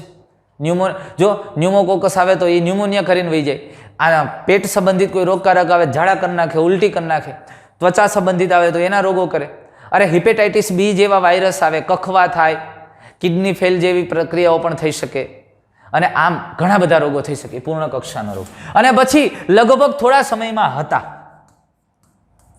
આ સૌથી છેલ્લું સ્ટેજ છે, એ હતા. વાત પૂરી. પણ આ વાયરસ દાખલ થાય છે, ચેપ કેવી રીતે લગાડે છે, ક્યાંથી લગાડે છે? જુઓ, વ્યક્તિના શરીરમાં એ પ્રવેશ્યા પછી આપણે કીધું કે દાખલ થાય છે, પ્રવેશે છે. પ્રવેશ્યા પછી આ વાયરસ મેક્રોફેજ બૃહદ ભક્ષક કોષમાં, જોજો આ વાયરસ છે રિટ્રોવાયરસ, અને એ વાયરસ આ કોષની અંદર, આ મેક્રોફેજની અંદર દાખલ થાય. સૌ પ્રથમ આ મેક્રોફેજ બૃહદ ભક્ષક કોષમાં પ્રવેશ. શું કરવાને કીધું ને, આ વાયરસ ઉપર જે પ્રોટીન GP120 હતું એ આને પૂરક હતું, એની અંદર દાખલ થાય. બૃહદ ભક્ષક આ એમ સમજે કે આ તો આપણા જ છે, કઈ વાંધો નથી, છેતરી લે છે. અને જ્યાં વાયરસનું RNA, હવે જોજો આ વાયરસનું RNA અંદર દાખલ થયું, RNA આ જનીન દ્રવ્ય રિવર્સ ટ્રાન્સક્રિપ્ટેજ ઉત્સેચકની મદદથી વાયરલ DNA માં છે. આ RNA રિવર્સ ટ્રાન્સક્રિપ્ટેજ ઉત્સેચકની મદદથી અહીંયા DNA માં ફેરવાઈ જાય. જોજો આ વાયરસ DNA બની ગયું, વાયરલનું DNA. આ હવે આ વાયરલ DNA છે, એ વાયરલ DNA આ મેક્રોફેજ કોષના મુખ્ય DNA ની અંદર જોડાઈ જાય. અને મેક્રોફેજ કોષના મુખ્ય DNA સાથે જોડાય અને એ અભિવ્યક્ત થઈને જેમ પ્રોટીન બનાવે એમ આ વાયરલ DNA છે, એ વાયરલ DNA મેક્રોફેજ કોષના DNA સાથે જોડાય, એનું સ્વયંજનન પણ પામી શકે અને એ એમાંથી RNA બનાવ્યા કરે. એટલે નવા વાયરસના RNA નું નિર્માણ થાય. આમ 1 ને 2 ને એવા ઘણા બધા RNA બને અને આ RNA ની ફરતે પ્રોટીનના આવરણ બનીને એક કરતાં વધુ વાયરસ બને. મેક્રોફેજ કોષની અંદર વાયરસની સંખ્યા વધતી જાય છે. શું કર્યું? વાયરસ છે એ મેક્રોફેજના સંપર્કમાં આવ્યું. હા ભાઈ, પૂરક જોડાણ સ્થાન શૃંખલાઓ હતી, એ કે આવી જાવ, અંદર આવી ગયું. એને એમ સમજ્યું કે આ ઘરના છે. વાયરસ અંદર આવ્યું, RNA અંદર ગયું. આ RNA છે એ RNA રિવર્સ ટ્રાન્સક્રિપ્ટેજ ઉત્સેચકની મદદથી DNA માં ફેરવાણું, એટલે RNA માંથી DNA બન્યું. એ DNA આપણા જીનોમ સાથે, કોષના જનીન સાથે જોડાણું, DNA સાથે જોડાણું, અને એમાં પ્રત્યાંકન વિવિધ ક્રિયાઓ દ્વારા ફરી RNA બન્યું. આ RNA ની કોપીઓ વધતી ગઈ ને એની ફરતે પ્રોટીનના આવરણ બનીને વાયરસ બનતા ગયા. મેક્રોફેજ કોષની અંદર વાયરસની સંખ્યા વધતી ગઈ. હવે આ જે મેક્રોફેજ છે એ હવે પાછી બીજી કાર્ય ચાલુ કરશે. હવે આ શું કરશે? હવે તમે સમજો, આ મેક્રોફેજની અંદર ઘણા બધા એકથી વધુ વાયરસ છે. હવે આ મેક્રોફેજ વાયરસ સર્જવાનું શરૂ કરે છે. એટલે મેક્રોફેજની અંદર ઘણા વાયરસ બની ગયા. અરે મેક્રોફેજ HIV ના કારખાના તરીકે વર્તે છે. HIV બનાવવાનું કારખાનું થઈ ગયું મેક્રોફેજ. અને આ દરમિયાન HIV મદદ કરતા ટી લસિકા કોષોમાં પ્રવેશ. હવે આ મેક્રોફેજમાંથી આ HIV ના વાયરસ બહાર નીકળી અને મદદ કરતા ટી લસિકા કોષો ઓહો હેલ્પર ટી સેલમાં દાખલ થાય અને ત્યાં જઈને સેમ કહાની આ જ સ્થિતિમાં એ આગળ વધે, સ્વયંજનન પામે અને વાયરસની સંતતિ સર્જે. અરે ભાઈ ઢગલા કરી દે વાયરસના. અને આ રીતે નવા સર્જાયેલા વાયરસ રુધિરમાં મુક્ત થાય છે ભાઈ. રુધિરમાં મુક્ત થાય અને અન્ય મદદ કરતા ટી લસિકા કોષો ઉપર હુમલો કરે. એટલે એમ એક ટી લસિકા કોષમાંથી નીકળે મોટી સંખ્યામાં વાયરસ બહાર બીજા ટી લસિકા કોષ. દરેક જગ્યાએ જઈને ત્યાં મોટી સંખ્યામાં વાયરસ બનીને અન્ય ટી. આમ કરતા કરતા કરતા ટી લસિકા કોષો મદદ કરતા ટી લસિકા કોષો ઉપર હુમલો કરે. અને આ વારંવાર થવાથી શરીરમાં મદદ કરતા ટી લસિકા કોષોની સંખ્યા ઘટે છે, ઘટે. અરે મદદ કરતા ટી લસિકા કોષોની સંખ્યા ઘટી ગઈ. ઓહો આ CD4 અરે યાર આ CD4 ઘટી જાય છે મદદ કરે. અને મદદ કરતા ટી લસિકા કોષો જ આખા પ્રતિકારક તંત્રને ઉત્તેજિત કરતા હતા. કોઈ પણ પ્રજાત દ્રવ્ય સંપર્કમાં આવે એટલે મદદ કરતા ટી કોષો છે. તમે જો આપણે ઓલી પણ જોઈ ગયા હતા કે ટી લસિકા કોષો છે આવા દ્રવ્યો મુક્ત કરે છે, સાઇટોકાઇન્સ, લિમ્ફોકાઇન્સ જેવા. અને મદદ કરતા ટી કોષો છે એ દ્રવ્યો મુક્ત કરી અને બી લસિકા કોષોને ઉત્તેજે, બીજા ટી લસિકા કોષોને ઉત્તેજે. એ બધું કરવાવાળા જ પત્ર થઈ ગયું. એટલે પ્રતિકારક તંત્ર ઉત્તેજિત જ ન થાય એટલે પ્રજાત ઘટકો અથવા રોગકારકો હાવી થઈ જાય. અને આ સમય દરમિયાન લાંબા સમય સુધી તાવ, ઝાડા અને વજનમાં ઘટાડો થાય. આવી સમસ્યાઓનો સામનો કરવો પડે છે. એટલે વ્યક્તિની અંદર સામાન્ય રીતે તાવ આવે, ઇન્ફેક્શન લાગે એટલે ઝાડા થઈ જાય, પેટમાં ઇન્ફેક્શન લાગે અને ભૂખ ને એ ઓછી થાય, ભૂખ મરી જાય અને સતત વજન ઘટતો જાય. અને આ રીતે HIV છે એ આગળ વધતું. આખું આપણી ટેક્સ્ટ બુકમાં એ વાત છે અને આપણે આકૃતિ સમજી ગયા છીએ. હવે તો કે મદદ કરતા ટી લસિકા કોષોની સંખ્યા ઘટવાને કારણે વ્યક્તિ બેક્ટેરિયા અને ખાસ કરીને માઇકોબેક્ટેરિયમ, વાયરસ, ફૂગ તેમજ ટેક્સોપ્લાઝમા જેવા પરોપજીવી ચેપનો શિકાર બને છે. અરે ગમે એ આવીને હળી કરી જાય યાર. કોઈ બેક્ટેરિયા છે, આ જોજો માઇકોબેક્ટેરિયમ, ખાસ કરીને આ સૌથી વધારે આવશે. વાયરસ છે, ફૂગ છે, ટેક્સોપ્લાઝમા આ પ્રજીવ છે ભાઈ, પ્રજીવ. આને કારણે સ્નાયુનો દુખાવો થાય, તાવ આવે, માથું દુખે અને આ પ્રજીવ છે ટેક્સોપ્લાઝમ. આવા ઘટકો આને કહેવાય ટેક્ઝોન ગોનોડોય કહેવામાં આવે છે અને એને કારણે આ રુધિરની અંદર ફરે એટલે એને ટેક્સોપ્લાઝમા કહેવામાં આવે છે. અને આવા પરોપજીવીઓ છે એ આવી અને એ વ્યક્તિ ઉપર અસર કરે ને ગમે તે રોગનો ફેલાવો કરે. અને રોગની પ્રતિકારકતા એટલી બધી ઘટી જાય, એ તો મેં તમને પહેલાં કીધું કે એને કારણે આવા ચેપથી પોતાનું રક્ષણ કરવા માટે વ્યક્તિ અસમર્થ બની જાય છે અને એટલે રોગ થઈ ગયો. હવે એડ્સ કહેવાય, કારણ કે આપણે કીધું કે કોઈ પણ રોગ પર સંપૂર્ણ સ્થિતિમાં જોવા મળે છે એટલે હવે એડ્સ. પણ એડ્સનું નિદાન કેવી રીતે કરવું? અરે એડ્સના નિદાન માટે વ્યાપક રીતે ઉપયોગમાં લેવાતી કસોટી છે એલિઝા, એન્ઝાઇમ લિંક્ડ ઇમ્યુનોસોર્બન્ટ એસે. અરે અહીંયા સમજી લ્યો તમે, એલાઇઝા અથવા તો એલિઝા ટેસ્ટ છે એની મદદથી એડ્સનું નિદાન થાય. એન્ઝાઇમ લિંક્ડ ઇમ્યુનોસોર્બન્ટ એસે એટલે આ ટેસ્ટની મદદથી સામાન્ય રીતે આ જે વાયરસ છે એ વાયરસની સામે સર્જાયેલા એન્ટીબોડી છે એની પણ ટેસ્ટ થઈ શકે, એમાં સર્જાયેલા પ્રોટીન દ્રવ્યો છે એની પણ ટેસ્ટ થઈ શકે. આવા ઘટકોની મદદથી એડ્સનું નિદાન થાય છે. અને આ ઉપરાંત વધુ સારા નિદાન માટે વેસ્ટર્ન બ્લોટ જેવી ટેસ્ટ પણ કરવામાં આવે છે. ઘણી વખત એલાઇઝાથી નક્કી ન થાય તો વેસ્ટર્ન બ્લોટ જેવી ટેસ્ટ કરવામાં આવે. અને એન્ટી રિટ્રોવાયરસ ઔષધો દ્વારા એડ્સનો ઉપચાર આંશિક રીતે થઈ શકે છે. આ બહુ અગત્યની વાત. આપણે તેમ કહીએ કે એડ્સની દવા જ નથી. એન્ટી રિટ્રોવાયરસ ઔષધો દ્વારા, દવા દ્વારા એડ્સનો ઉપચાર આંશિક રીતે થઈ શકે છે. આ સારી બાબત છે. એડ્સને અત્યારે રોકી શકીએ છીએ. એટલે વાયરસનું મલ્ટિપ્લિકેશન ઘટાડી, સંપૂર્ણ મટાડી નથી શકતા, ક્યોર નથી, પણ એના ગુણનને ઘટાડી શકીએ. માનો કે આજે એડ્સને કારણે 5 વર્ષ પછી વ્યક્તિનું મૃત્યુ થતું હોય તો દવાના ઉપયોગથી એને 10 વર્ષ જીવાડી શકે. અથવા તો શરૂઆતના સ્ટેજમાં હોય તો 10-15 વર્ષની આયુષ્યમાં વધારો કરી શકાય વ્યક્તિની. અને એટલે વધારો એટલે સામાન્ય રીતે જો એ દવા ન લે તો વહેલો મરવાનો હતો તો થોડો મોડો મરે, એનું મૃત્યુ છે એને પાછળ લઈ જાય. એટલે આવી ઔષધો દ્વારા આપણે એને આંશિક રીતે થોડી ઉપચાર કરી શકીએ છીએ. પણ આ દવાઓ રોગીના સંભવિત મૃત્યુને ટાળી શકે છે, પરંતુ રોકી શકતી નથી, જે અનિવાર્ય છે. મેં કીધું ને, હા, સંભવિત મૃત્યુ આપણને એમ થાય કે ભાઈ લગભગ 2 વર્ષ પછી એનું મૃત્યુ થવાનું, અથવા તો કોઈ દવા ન લે તો એ 2 વર્ષ કે 3 વર્ષમાં મૃત્યુ પામી, અથવા તો 5 વર્ષે મૃત્યુ પામવાના હતા. પણ એ દવાને કારણે એમાં થોડો વધારો થઈ શકે, એ સંભવિત મૃત્યુને ટાળી શકાય, એને પાછું ઠેલાવી શકાય, અને એ દવાને કારણે મલ્ટિપ્લિકેશન એનું ઓછું થાય, ગુણન ઘટે, અને પણ ચેપ ઓછો રહે, અને પરિણામે એનો આયુષ્યમાં થોડો વધારો થાય. પણ રોકી શકાતું નથી, જે અનિવાર્ય છે. આ બાબત મહત્વની છે. તો એડ્સને અટકાવવા માટેના ઉપાયો શું છે? હા, પણ હું તમને સાથે એક વસ્તુ કહી દઉં.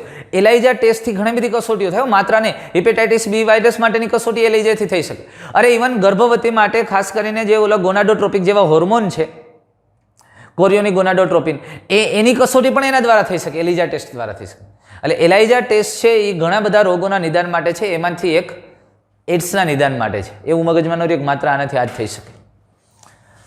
એડ્સને અટકાવવાના ઉપાયોની વાત કરીએ તો પ્રિવેન્શન ઓફ એડ્સ. એડ્સને મટાડી શકાતો નથી, પણ એને થાય નહીં એની જ કાળજી રાખો ભાઈ. એને મટાડી નહીં શકે, થયા પછી કાંઈ આપણું હાલતું નથી, પણ સાવધાની જ શ્રેષ્ઠ વિકલ્પ છે. આ ઉપરાંત એચઆઈવીનો ચેપ ઘણીવાર સભાન વર્તન પદ્ધતિથી ફેલાય છે. આ બહુ અગત્યની. અરે કોન્શિયસ બિહેવિયર પેટર્નથી ફેલાય છે. અહીંયા તમારાથી જાણતા જ ફેલાય. અરે યાર, તમને ખબર જ છે કે કોઈ ચેપી વ્યક્તિનો ભાગ આપણને લાગી જાય તો એનાથી થાય છે. અરે કોઈ ચેપગ્રસ્ત વ્યક્તિ સાથે સંભોગ ક્રિયા કરવાથી જાતીય સંબંધોથી થાય છે. તો આવી એટલે અહીંયા સામાન્ય રીતે એચઆઈવી અજાણતા ફેલાઈ જાય એવું નથી. માણસને એનાથી ખબર છે. એટલે કોન્શિયસ બિહેવિયર પેટર્નથી ફેલાવો થાય છે, નહીં કે ન્યુમોનિયા, ટાઇફોઇડ જેવા રોગની જેમ અજાણતા. હા, ન્યુમોનિયા બીજાને થયો હોય તો આપણને ખબર ન હોય, થઈ શકે, પણ એડ્સમાં આવું નથી થતું. તમે થોડી કાળજી રાખો. આપણે સેલ્ફ વ્યક્તિ છે એ અવેર રહીએ. માનો કે ગમે તે ઉપયોગમાં લીધેલા કોઈ પણ રેઝર, બ્લેડ કે સોય કે સિરિંજ છે એનો ઉપયોગ ન કરવો. આપણે જે બાબતો કીધું જેનાથી ફેલાવો થાય છે એ બાબતોમાં કાળજી રાખીએ. રુધિરાધાન અથવા તો રુધિર વ્યક્તિને લેવું પડે, સ્વીકારનાર વ્યક્તિ છે તો કોઈ પણ ટેસ્ટ વગર ગમે તેનું રુધિર લેવું ન જોઈએ, અથવા તો એ ચડાવવું ન જોઈએ. આવી સામાન્ય બાબતો અને જાગૃતતાને કારણે એને રોકી શકાય, અટકાવી શકાય છે. અને એટલે કોન્શિયસ બિહેવિયર પેટર્નથી ફેલાતો કીધો છે. પણ એક બાબત અહીંયા સમજવા જેવી છે. ઠીક છે કે રુધિરાધાન, નવજાત શિશુ વગેરેમાં ચેપ નબળી કે ઓછી દેખરેખ રાખવાથી થઈ શકે છે. જો કીધું ને આપણે, બ્લડ ચડાવવાનું ગમે એનું એમ ન હોય ભાઈ, ટેસ્ટ કરો, જુઓ, પછી ચડાવો. નવજાત શિશુ, માતામાંથી ચેપ લાગે છે તો એની કેટલીક બાબતોની કાળજી ન રાખવાથી પણ એ થઈ શકે છે. એકમાત્ર બાનું અવગણના પણ હોઈ શકે, અને માટે સાચે જ કીધું છે કે અવગણનાને કારણે ન. Don't die of ignorable. એટલે કોઈ પણ વસ્તુને આપણે અરે એમાં કાંઈ ન થાય, એમાં એવું શું હોય, હવે દઈ દેને, એમ અવગણનાને કારણે ન મરો. બહુ મહત્વની વસ્તુ. એ એકમાત્ર બાનું અવગણના પણ હોઈ શકે. કીધું ને આપણે કે એક સામાન્ય એક અવગણના છે, કાં તો એવું બાનું છે. આપણે એવું બાનું કે આમ નહોતું એટલે આવું કરવું પડ્યું, આ હતું એટલે આમ થયું. એટલે એક આવું બહાનું છે, એ ખરેખર અવગણના છે. આપણે એને ધ્યાનમાં નથી લીધું, એને આમ વ્યવસ્થિત રીતે એને આપણે સંપૂર્ણપણે એમ ધ્યાનથી નથી લીધું, અથવા તો એને એ બાબતને નોંધનીય રીતે લેવી જોઈએ, નથી લીધી, અને એટલે એને અવગણના આપણે કરી છે, અને એટલે એનું બાનું કાઢીએ છીએ, અને માટે ઘણી વખત આવો ગંભીર અને ભયંકર રોગ થઈ શકે. અને એટલે એ બાબત કીધી છે કે અવગણનાને કારણે ન મરો. બહુ મહત્વની વાત કરી, ડોન્ટ ડાય ઓફ ઇગ્નોરેબલ. તો આપણા દેશમાં આ રાષ્ટ્રીય એડ્સ નિયંત્રણ સંસ્થાન, નેશનલ એડ્સ કંટ્રોલ ઓર્ગેનાઇઝેશન નાકો, અને અન્ય બિન સરકારી સંસ્થાઓ, નોન ગવર્મેન્ટલ ઓર્ગેનાઇઝેશન, એનજીઓ છે. કેટલા બધા એનજીઓ છે. આ નાકો, નેશનલ એડ્સ કંટ્રોલ ઓર્ગેનાઇઝેશન છે, અને બીજી બિન સરકારી સંસ્થાઓ જે આપણે એનજીઓ કહે છે, જુદા જુદા ટ્રસ્ટ છે. આ પણ લોકોને એડ્સની જાગૃતિ આપવા કાર્યરત છે, સતત કાર્યશીલ છે. અને WHO પણ, જો વર્લ્ડ હેલ્થ ઓર્ગેનાઇઝેશન પણ એચઆઈવીના ચેપનો ફેલાવો અટકાવવા માટે સંખ્યાબંધ કાર્યક્રમો યોજે છે. અને બ્લડ બેંકના રુધિરને એચઆઈવી મુક્ત કરવું, સાર્વજનિક તેમજ ખાનગી હોસ્પિટલ અને દવાખાનામાં ડિસ્પોઝેબલ સોય અને સિરિંજનો ઉપયોગ થાય તેવી વ્યવસ્થા કરવી જોઈએ. નિરોધનું મફત વિતરણ, એટલે કોન્ડોમ છે એનું મફત વિતરણ, અથવા તો ખૂબ જ સામાન્ય પબ્લિકને પરવડે એવી ભાવે વિતરણ થાય. નશાકારક પદાર્થોનો દુરુપયોગ ઉપર પણ નિયંત્રણ થવું જોઈએ. એટલે નશાકારક પદાર્થો ઘણી વખત ઉપયોગમાં પણ આવે, ક્યારેક એ સામાન્ય રીતે દવા તરીકે પણ કામમાં આવે છે, પણ એનો જે દુરુપયોગ થાય છે, જે માત્ર નશો કરવા માટે લે છે, એના ઉપર નિયંત્રણ થવું જોઈએ, જેથી કરીને કોઈ પણ આવી રીતે ઉપયોગ ન કરે. સુરક્ષિત યૌન સંબંધની હિમાયત. સામાન્ય રીતે કોઈ પણ વ્યક્તિને એના જીવન સાથી સિવાય યૌન સંબંધ ન બાંધવા જોઈએ, પણ છતાંય ક્યાંય આવું થાય છે તો કોન્ડોમ કે નિરોધનો ઉપયોગ કરવો, એટલે સુરક્ષિત યૌન સંબંધની હિમાયત કરવી. એચઆઈવી સંભવિત વસાહતમાં સમયાંતરે નિયમિત ચેકઅપ કરાવવું, એટલે જે લોકોને એચઆઈવી છે અથવા તો આવી એચઆઈવી સંભવિત વસાહતો છે જ્યાં પ્રમાણેનું વધુ છે, તો એમાં નિયમિત રીતે આવા લોકોનું ચેકઅપ કરાવવું જોઈએ, અને જેથી કરીને આવા વ્યક્તિ બહાર આવે એટલે એનો ફેલાવો થતો અટકે એની ખબર પડે. એટલે એને અટકાવવા માટેના જે ઘણા બધા કાર્યક્રમો છે એમાં અગત્યની વાત, રુધિરને એચઆઈવી મુક્ત કરવું બ્લડ બેંકની અંદર, સાર્વજનિક ખાનગી હોસ્પિટલ કે દવાખાનાની અંદર ડિસ્પોઝેબલ સોય સિરિંજના ઉપયોગ, એવી વ્યવસ્થા કરવી જોઈએ. નિરોધનું મફત વિતરણ, કોન્ડોમનું ફ્રી વિતરણ કરવું. નશાકારક પદાર્થોનો દુરુપયોગ પર નિયંત્રણ. દુરુપયોગ શબ્દ વાપરજો, એનો મતલબ એવો થયો કે નશાકારક પદાર્થો દવામાં વપરાય છે, તો એનો દુરુપયોગ ન થાય એના માટેનું નિયંત્રણ. સુરક્ષિત યૌન સંબંધની હિમાયત કરવી. સામાન્ય રીતે જાતીય સંબંધ વખતે કોન્ડોમ કે નિરોધનો ઉપયોગ કરવો. એચઆઈવી સંભવિત વસાહતોમાં સમયાંતરે ચોક્કસ ચેકઅપ કરાવવું, જેથી કરીને આવી બાબતોને ફેલાતી અટકાવી શકાય અને રોગો ઉપર નિયંત્રણ લાવે.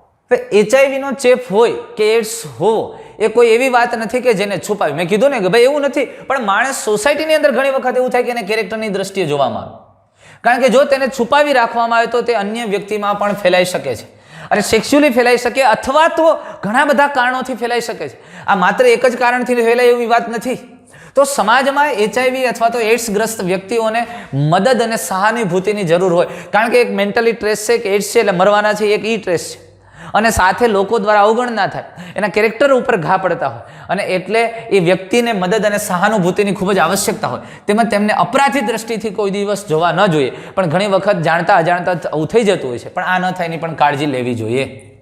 અને જ્યાં સુધી સમાજ, જોજો તમે, જ્યાં સુધી સમાજ તેને એક એવી સમસ્યા સ્વરૂપે નહીં જોવે કે જેનું સમાધાન સામૂહિક રીતે થઈ શકે છે, ત્યાં સુધી રોગનો વ્યાપક સ્વરૂપે ફેલાવો અનેક ગણો થવાની સંભાવના. જ્યાં સુધી સમાજના દરેક લોકો એને એક એવી સમસ્યા રૂપે નહીં જોવે કે આ રોગને અટકાવવા માટે અથવા તો આનું સમાધાન સામૂહિક જ થવાનું છે, દરેક વ્યક્તિએ એની સાથે જોડાવવું પડશે, દરેક વ્યક્તિએ આ બાબતોની કાળજી રાખવી પડશે, દરેક વ્યક્તિએ એનાથી અવેર થવું પડશે. જો એ નહીં થાય ત્યાં સુધી આ રોગનો વ્યાપક ફેલાવો થશે અને અનેક ગણો થવાની સંભાવનાઓ છે. અને આ એક એવી વ્યાધિ છે કે જેનો ફેલાવો સમાજ અને ચિકિત્સક વર્ગના સહિયારા પ્રયાસથી જ રોકી શકે. એટલે દરેક લોકો અને ડૉક્ટરો આ બેયની મદદથી જ આ રોગને અટકાવી શકાય, રોકી શકાય, ધીમો પાડી શકાય. પણ જો સામાન્ય પબ્લિક ન સમજે તો આવા રોગો છે એને અટકાવી શકાતા નથી. એટલે એની અંદર અવેરનેસ, જાગૃતતા આવવી ખૂબ આવશ્યક છે, જરૂરી છે. હવે આ જોજો, આના ઉપચાર અને દવાઓ માટેની વાત કરીએ. આ પણ એક એક્સ્ટ્રા પોઈન્ટ છે, તમારી ટેક્સ્ટ બુકમાં નથી, પણ છતાં મેં એટલા માટે લખ્યો છે કે આંશિક ઉપચાર થાય છે આનો, તો એના માટેની કેટલીક દવાઓ તમને ધ્યાનમાં આવે એવી. બહુ યાદ રાખીએ, રીએ ન રીએ પણ થોડી ખબર પડે. રિવર્સ ટ્રાન્સક્રિપ્ટેજ અવરોધક. આમાં જો એક રિવર્સ ટ્રાન્સક્રિપ્ટેજ ઉત્સેચક છે ને, એ સીધું જ આરએનએમાંથી ડીએનએ બનાવે એટલે એનું ગુણન થાય, પણ એને જ અવરોધે, આ ઉત્સેચકને જ રોકી લે એવું ઝીડોયુડિન અને સ્ટેવુડિન, આ એવું ડ્રગ છે કે આ ઉત્સેચકને જ અવરોધે, અને એટલે એનું મલ્ટિપ્લિકેશન ઘટે છે, ચેપ લગાડવાની ક્ષમતા ઓછી થાય. પછી બીજું પ્રોટીઓઝ અવરોધક, પ્રોટીએજ ઉત્સેચકને અવરોધે એવું રિટોનાવિર અને નેલ્ફિનાવિર છે, અને સેક્વિનાવિર. આ ડ્રગ્સ એવા છે કે પ્રોટીએજ ઉત્સેચકને અવરોધે, એટલે એનું ડીએનએ બની જાય, આરએનએ બને, પણ એની ફરતે પ્રોટીનના આવરણ નથી બનતા, એટલે વાયરસ તરીકે એ કામ કરી શકતું નથી, અને એટલે પણ એનો ચેપ ઘટે છે. ઇન્ટિગ્રેજ અવરોધક, રાલ્ટેગ્રાવિર અને એલ્વિટેગ્રાવિર વગેરે, અને એના પરિણામે પણ આખી સંકલનની જે ક્રિયા થાય છે એ થઈ શકતી નથી દાખલ થયા પછી. અને ઇન્ટિગ્રેજ ઉત્સેચકને અવરોધે છે. પછી highly active anti retroviral therapy, અથવા તો જેને કોકટેલ ટ્રીટમેન્ટ કહેવામાં આવે છે. આ બંને રિવર્સ ટ્રાન્સક્રિપ્ટેજ ઇન્હિબિટર અને પ્રોટીએજ ઇન્હિબિટરનો સમાવેશ. એટલે આની અંદર બે પ્રકારના ઉત્સેચક નાખવામાં આવે, રિવર્સ ટ્રાન્સક્રિપ્ટેજ અને પ્રોટીએજ ઇન્હિબિટર. આ બેયના અવરોધે તેવા ઘટકો હોય છે, અને જેને કારણે આ વાયરસના ચેપને રોકે છે, અવરોધે છે, અટકાવે છે, એવા પ્રકારના ડ્રગ છે. આ રીતે આંશિક ઉપચાર કરવામાં આવે છે. અને આમ સામાન્ય રીતે એડ્સને ફેલાતો અટકાવી શકાય, એનો ચેપ આ રીતે લાગે. આ એક અસાધ્ય રોગ છે એડ્સ છે, બરાબર. તો દોસ્તો, ફરી આપણે નેક્સ્ટ વિડીયોની અંદર આવો જ એક અસાધ્ય રોગ ભણવાના છીએ અને તે છે કેન્સર. એમાં પણ કેટલાક એક્સ્ટ્રા પોઈન્ટ છે જેને આપણે સાથે સાથે જોતા જશું. Okay, thank you.